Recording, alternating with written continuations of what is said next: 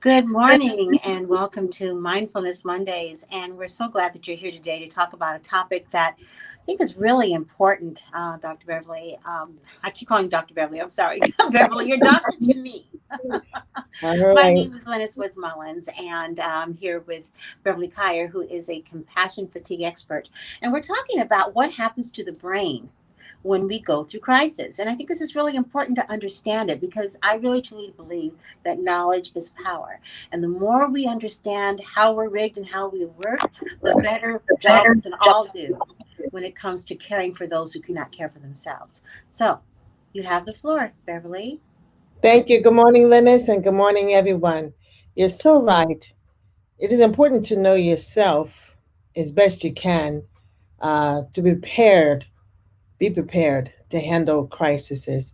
You can't anticipate everything that will happen, but yeah, there is a kind of conditioning that we need to be able to do on a consistent basis to prepare ourselves to handle things as they happen as best we can.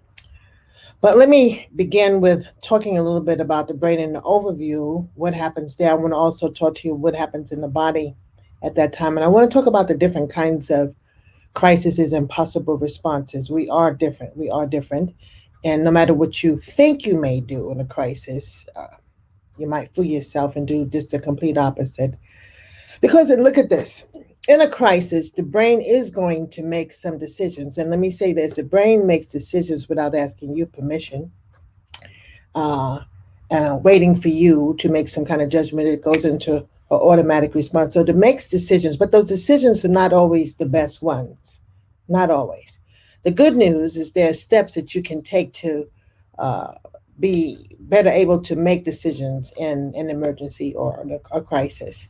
There's a science behind the way people react in stressful situations, and we can use that science to our advantage. As Lena says, knowledge is very, very beneficial. Science tells us that people behave in high stressful incidents in certain ways. What you do will be dependent in large part on your own stress level, how that's managed, how high it is, how low it is, how neurotypical it is. If your heart rate soars, say above about 175 beats per minute, you're more likely to go into a shutdown mode and not be able to think clearly or act clearly or realistically in a crisis. Therefore, breathing deeply. It is always interesting how breath plays such a critical role in all of our functioning, but breathing very deeply and very slowly is critical in a moment of crisis. And the convenience is that you could do it in the moment of crisis, but you got to be able to manage that yourself. When you breathe like this creates an inner regulation that places you in better control of your stress or crisis reactions. Controlling your emotions and the stress level will help you as you go through the decision making process of what to do in the face of the crisis. So let's begin with the brain. Uh, there's several parts of the brain, but I always like to talk about two, three that is key in our response to a crisis and how we act, how we even think. There's a part of the brain called the amygdala, and I like to call that your warning, your alarm, your alert mechanism. And when something has happened, something is about to happen, you hear something, sense something, feel something, you see something awful that's a crisis, then that automatically sends the stress hormone. That is the cellular communications all over the body. This is, oh no, oh my goodness. It goes all over the brain and the body at the same time. Again, let me say it doesn't ask you, it doesn't wait for you, because its job is about your survival. So instantly, the stress hormone gets out all over the place. And it communicates, and the body goes into instant kind of levels of constriction to brace and wait for the worst. Now, part of the brain that gets the communication of the crisis that has happened is called the hippocampus. The hippocampus is somewhat of a, what do you call it, a modulator. It's supposed to be able to say, no, wait a minute. Um, this is not that bad. No, this is really serious, and this is the thing you're going to do. Because, see, the hippocampus manages things like your critical thinking, your rational thinking, your problem solving capacity, your short term memory. It and the amygdala has a memory about everything that has ever happened in your life, what to do, what has worked, what has not worked, situations where you've been rescued, situations where you have come through all right. And so it makes that decision and then is able to sometimes slow down that chemical and say, no, this is not so bad. Help is on the way. I know what to do, or whatever the case is. Now, it can do that basically when you're a relatively regulated person, a person who trains yourself to kind of calm in these situations, because when you're like that, then the hippocampus and other parts of the brain has the capacity to slow down the stress response. But when you're a person who stays in high states of stress for any number of reasons, and God knows we got a lot of reasons to stay in high states of stress now, it cannot slow down that chemical, and so it gets knocked out of kilter, and it cannot perform the critical thinking, rational thinking, short-term memory, and problem solving. It's this. Dr. Bruce Perry says it's kind of hijacked, and that's when we don't make the best decisions in a crisis. Uh, Whether it can function or not, it's going to send uh, those communications, those signals over to a part of the brain. Has a number of names like orbital frontal cortex, but I like to call it the executive command center. How we feel about something, how we think about something, ultimately what the behavior is going to be, what the response is going to be. And when you're relatively regulated, then the executive command center says, oh, well, based on the information I got, this is what I think I need to do, or I know who to ask for help, or help is on the way. And if you kind of regulate a little bit, but when you're in high states of stress, all the time, and it gets flooded with the stress hormone, there again, the capacity to think through the situation is not the best. It's not the best by a long shot. Ultimately, all of it is somewhat hijacked, and we don't make the best decisions. See, part of what is also happening up there at the same time, when that stress hormone goes all out, at the moment of a crisis, it activates the five senses: what you see, what you feel, what you hear, what you taste. The two of the senses that are activated the most, I think, and may be some arguments around neuroscience about this, but what you see and what you hear, the body will always remember the sound of gunfire. It will always remember visualizing some awful crisis, damage, devastation, injury on a person's body, or even a fire. And that gets activated at a moment of crisis. Now, one of the things that can happen, and this is a little bit off track, but later on down the road, say that after a crisis is over, things are kind of settled back to norm, and it could be weeks later, months later, it could even be years later. If there's anything similar in the environment to that experience, the body will always remember what it heard at that time of that crisis, saw at that time, what it felt at that time, what it tasted at that time. But all the activated senses, the five senses, come back and you're re-triggered again and again and again, because the body never forgets. It never forgets, and it keeps the score. Now, I want to take a moment to digress a little bit and talk about spectrums of stress in a time of crisis. There's, of course, I got this from the ACEs. I'm an ACE grantee, and they did this nice little layout of the spectrums, which rings so true. And they were largely talking about children, but the same thing happens to adults, especially adults that had an early history of crisis in their early years. There's positive stress. That sounds kind of strange, but it's basically talking about the typical kinds of things that we could go through.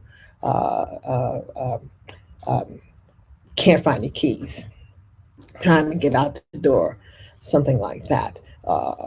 Yesterday, I was a little bit of stress. I was watching the game and I was rooting for one particular team, and things weren't working out so well. That's kind of a typical kind of stress, but there's only like a brief little activation of the stress response, a little bit of elevation in the heart rate when something happens in the moment. But you could kind of quickly recover back to some homeostasis. You can say, okay, I know where those keys are. Take a moment and try to figure this out. But that's a typical kind of thing. But understand my point is that there is a physiological response that happens simultaneously to the release of the stress hormone. There's then the more tolerable kinds of stress reaction in the crisis, and these are not significant kinds of crisis. I shouldn't say that. It is significant. it's not the most toxic kind of stress, if you will. It could be something like a near car accident. It doesn't, like I'm driving on the road and somebody decides to uh, swing in front of me and almost side swipe me. So it's that's a moment that I'm really really startled because it's a near miss. So there's an adaptive kind of response, but this is time limited. I'm startled. I'm shaken really really badly, but the changes in my body and my brain are this time limited. So they're momentary, and I can recover after I cuss a little bit. But that person passed on, my car is not hit, and I kind of get myself kind of stabilized. I start breathing again, and then I kind of settle down. I call that kind of like the buffering effect.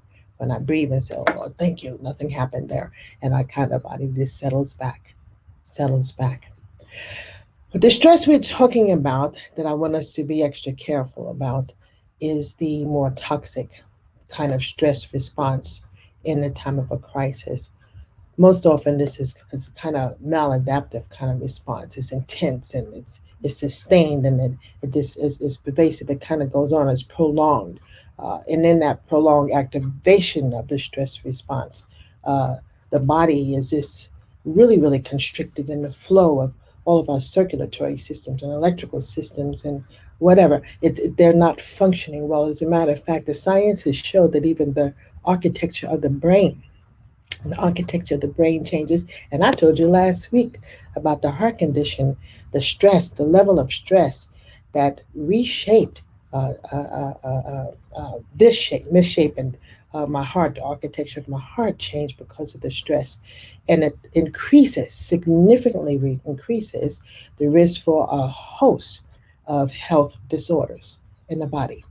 And that prolonged state, when you don't do the work, when you're not helped and aided by someone to calm down, buffer you, bring you back down, reassure you, add comfort to you, put some protective things in place to you to let you know you're going to be okay, or help is on the way, or help is immediately there, then if that doesn't happen, you continually go into a more chronic levels of stress, which becomes toxic stress syndrome.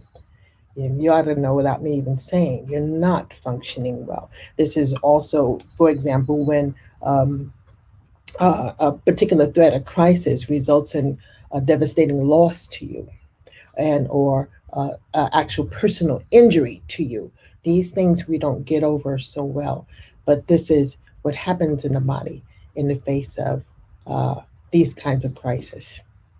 These kinds of crises, according to Dr. Bruce Perry, he talked about a stress differential in people.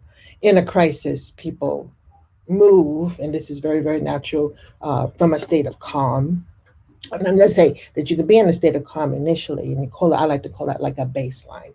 So you're in a state of calm, but you move to a state of alert, and that's okay because you're being aware of what's around you, and then you move from the state of alert to, as the crisis continues, a state of alarm, and from there you move to a state of fear, and from there you move to a state of terror.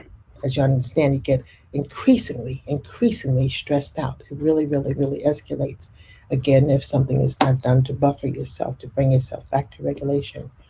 You could say that, okay, so when you move from the calm to the alert, which I like to call baseline, you get into the place where there's alarm and there's fear. And actually, that's pretty healthy, because Bruce Perry would call that a kind of neurotypical state to be in it. And there's a chance in that state of when you're alarmed and you're fearful that something is really a crisis. There's a chance there that we can respond in a crisis in a way that's useful. But that's a big if. If we are able to regulate ourselves enough to think through our actions to help ourselves or help others who may also be involved in that crisis. So that brings us to this: the person, uh, the human response. We're all different in our responses during crisis. Some folks can take immediate action in a crisis, others may freeze. Some people could become even nearly catatonic. We like to talk about fight or flight. Let me break that down a little bit more for you. Uh, In the fight stage, the person who's threatened, the individual may respond with overt aggression or more subtle fight behaviors. For example, saying no, or get away, or stop, or whatever, kind of yell at people to whatever the case is, kind of like a little warning thing. Uh, the fight is any means that you use to put space between yourself and the threat, to remove yourself from the threat.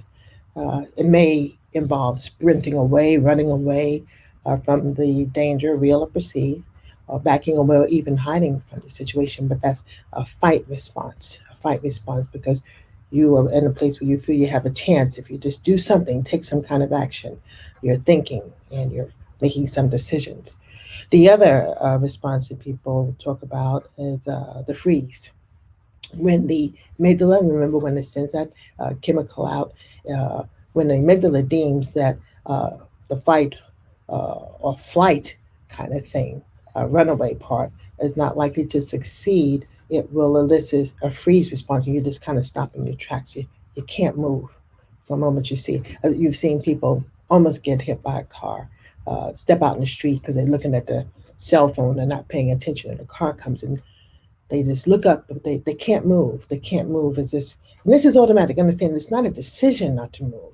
It's just a response to the crisis that they cannot move. Now, here's another one that people often don't talk about because I've heard a few people, and it's called a flop. A flop. A flop occurs when the freeze mechanisms fail. And in that moment, the threat increases despite the freezing having intended to end the situation. Like you just hope that it all goes away, but the amygdala will trigger um, a swing away from the such a far swing from the capacity to calm down and release the tension in the body, that there will be a complete shutdown, a limp state, and the body will shift from a position of almost catatonic muscular tension. Um, um, that is observed in the freeze to a floppy state whereby the muscle tension is lost and both the body and the mind become really soft and malleable or collapsing. Look at it that way.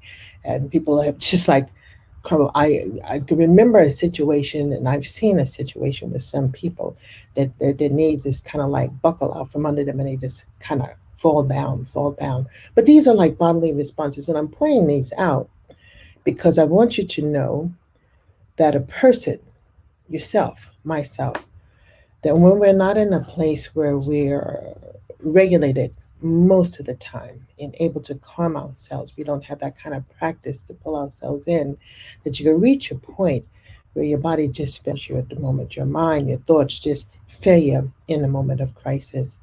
But we'll talk more about that.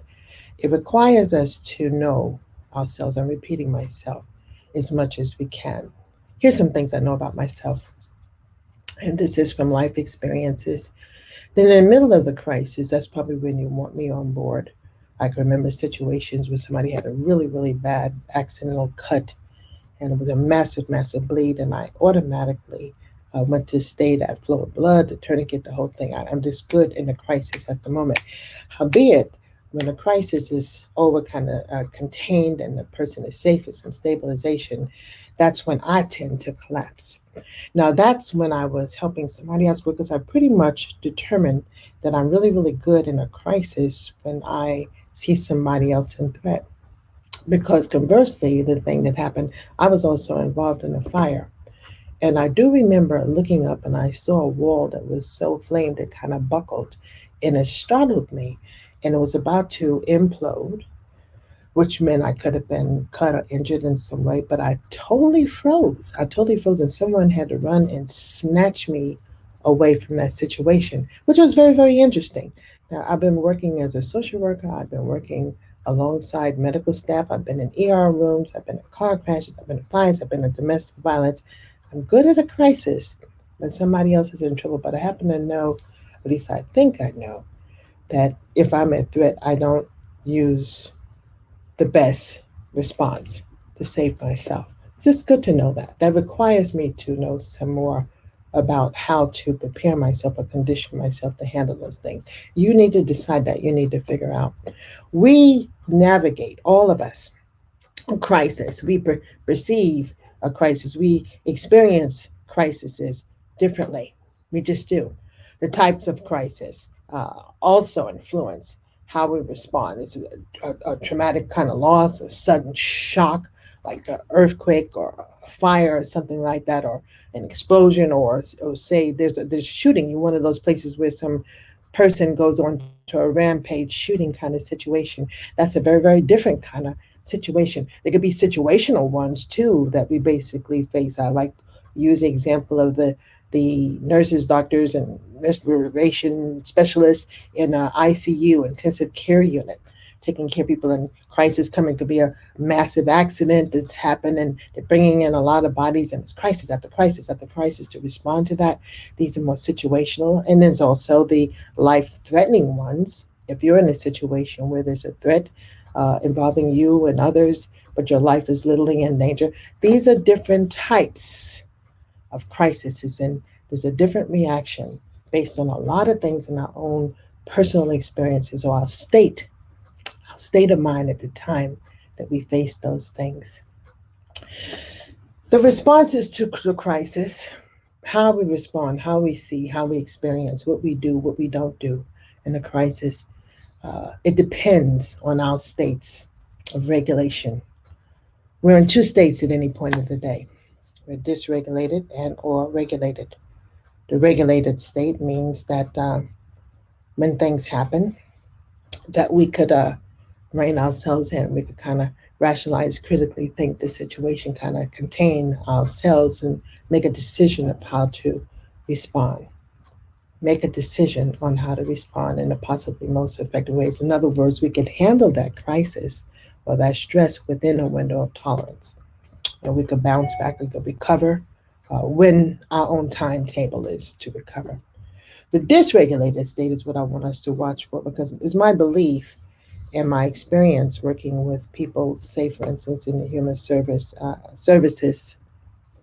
where we're working with people who are in crisis or in chaos or in traumatic situations frequently, and those of us in the caregiving, we were helping people struggle with their lives, their health, their care, sicknesses, those kinds of crises. The dysregulated state means that those stresses that we face are outside of the window of our tolerance, and therefore our capacity to manage it, the threshold kind of goes down. And we have a difficult time of pulling ourselves back. I'm saying that I like to infer, particularly in these days and these times, with everything that's going on for us, for you, to understand that the dysregulated state is there. The stress outside of your window of tolerance. You just like some people say, I'm hanging on by a thread. That's a day-to-day thing. To do the work to bring yourself back into a regulated state daily. Not even once a day, but daily. Now, that requires some preparation. And when I'm talking about preparation, how do you prepare yourself and how do you prepare, say, your children, those of us who have children? And I don't care how old they are, they're very young children, they're teenagers, they're adults. There are things that happen, and there's always a mixed opinion about this.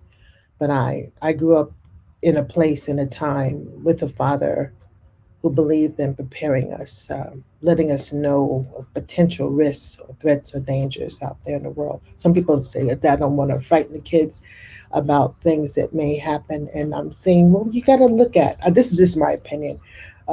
Things do happen. Things do happen, and so you may want to consider preparing them and having some things like practice drills. We used to practice in case a fire broke out in my house when we were kids, and we had to find the key to get out on the fire escape and where the escape hatch and this, that, and the other, and where the whatever, what to do, what not to do. But it's all kinds of things. One of the most unfortunate things is the schools having to have active shooter drills with the kids. That's unfortunate, but it's so necessary to give those children some idea of what to do as opposed to panic in a situation like that and put themselves even in greater harm's danger. Parents teaching children how to manage police stops. That's a reality. That's a reality. What to do, what to say, what not to say. So, what the goal is that you could get back home alive and preparing for rampage shootings, by homegrown terrorists. They happen in our shopping centers, in our malls, in our fairs, in our marathon run. These things happen. These are a reality.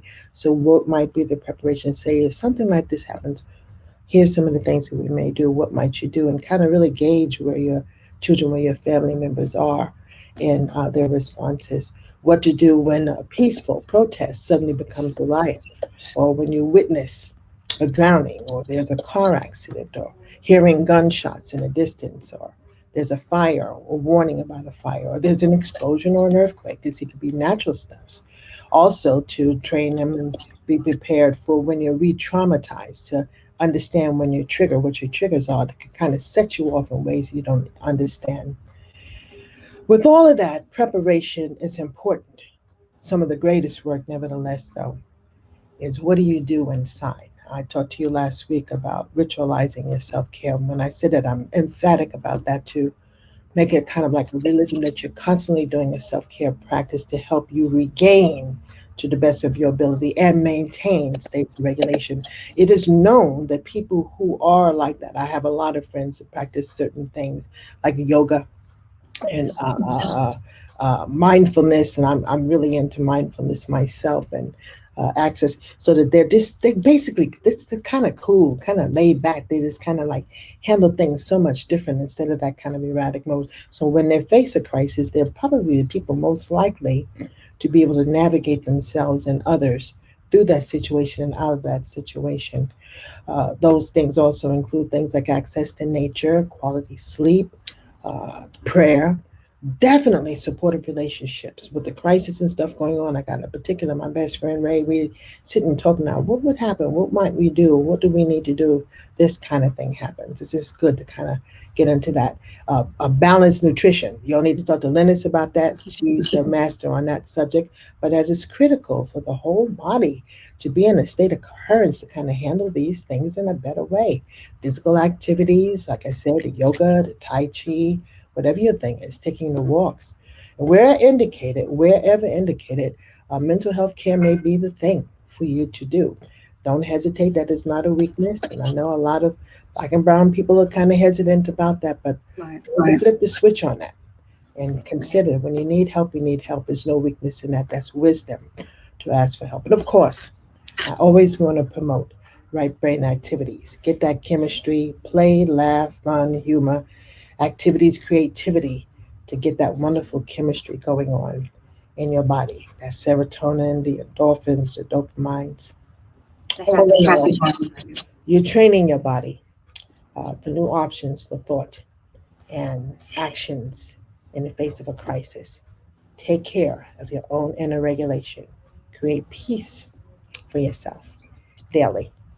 And Daily. for those of you who are listening, this is such wonderful information. There was a couple of things. First thing is that I printed, or not I printed, I posted an article about the good nutrition that you need to help your brain out.